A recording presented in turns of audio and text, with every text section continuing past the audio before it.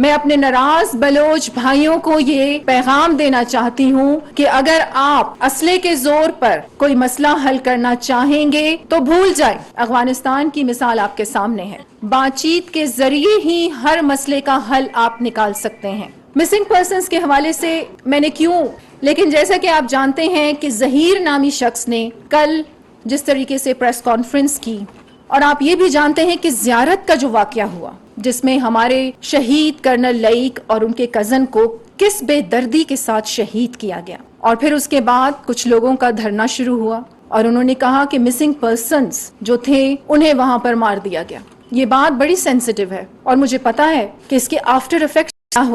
ہو سکتے ہیں، لیکن بحیثیت مسلمان مجھے اس بات پہ بلیو ہے کہ عزت، ذلت، زندگی، موت سب کچھ میرے اللہ کے ہاتھ میں ہے۔ اسی لیے آج پاکستان کا درد رکھتے ہوئے، بلوچستان ایز اے بلوچ عورت، بلوچوں کا درد رکھتے ہوئے میں آپ سب کے ساتھ یہ بات شیئر کر رہی ہوں کہ آپ یہ دیکھیں کہ ظہیر نامی شخص کتنے سالوں بعد واپس آ جاتا ہے اور وہ پریس کانفرنس کر رہا ہے کہ میں ایران کی جیل میں تھا، کیونکہ وہ اللیگل بارڈر کراس کا کوئی واقعہ سامنے آ جاتا ہے، اور یہاں پر ماما قدیر جیسے لوگ بیٹھے ہوئے ملائن کر رہے ہیں اسٹیٹ کو اور اپنے اداروں کو، اور ایسے اداروں کو جن کی وجہ سے ہم رات سکون کی نیند سوتے ہیں۔